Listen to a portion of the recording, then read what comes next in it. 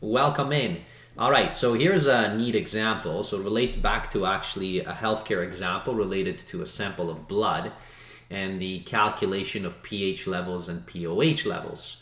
And so how do we go about in solving such a neat example? So we want to be able to test this for acidity, and we know that a sample contains, so basically this vial that you see contains about 10 milliliters. And that particular 10 milliliters, we know what the actual concentration of the hydrogen ions are. So that particular concentration is 2.8 times 10 to the negative 7 moles, and that is inside that 10 milliliters. The question that we're being asked is, so what is the pH level?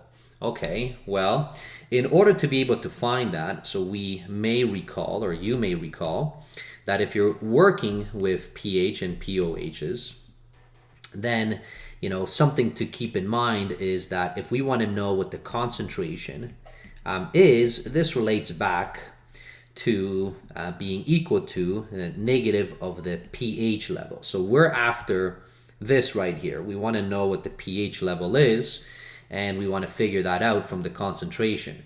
Now, the concentration that is assumed whenever you're utilizing this has to be in moles per liter. That is the assumption. Now, what we have is we have 10 milliliters, and then we know what is inside of that 10 milliliters. So we can certainly find what is the moles per liter there by simply taking, for example, 2.8 times 10 to the minus 7. So that is the moles in our sample. Now be careful here because you're going to have to convert back to liters. So 10 milliliters is nothing else but 0.010 liter. And that is because, as you may recall, 1 liter is equal to 1,000 milliliters. Or if you're comfortable with prefixes, okay, so the milli is just a simple shift of 3 decimal places. Now, once we have this, of course, we can set it back to 10 minus, and then we can solve for pH. So we're going to have to use logs here in order to be able to solve this. So let's try to see what this gives us. Now, taking this division right here, so we're going to have 2.8 divided by 0.01. So that's going to make it bigger. So 280 is going to be a shift of the decimal by 2. So this is what we're going to have in here.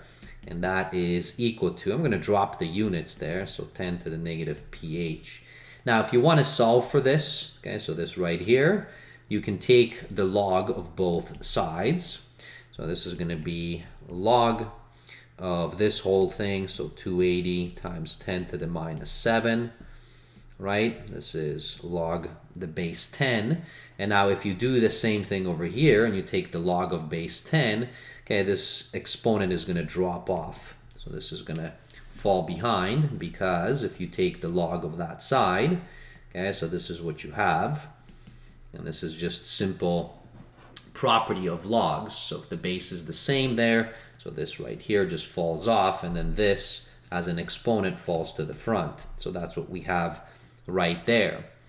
And now if you want to see all the different log kind of properties, I'll put up a link up above there if you're really interested. Not that you need it here, but that's something you can peek at. So now solving this whole thing, so this negative eventually is going to fall off. So let's take a look here what this gives us. So I'm going to just pop out my calculator. So here is my log, and this is going to be 280. And so this is, times 10 to the negative 7. All right, so this is what we have. I'm going to just hit equals there. You'll see that it's negative. So this is negative 4.5528, etc. And then with the negative, so the two negatives cancel, and there is our pH. So our pH is 4.5528, so on. Now, they do ask us to round, so let's take a look. So here it says, we want to be able to round this to 2 significant figures.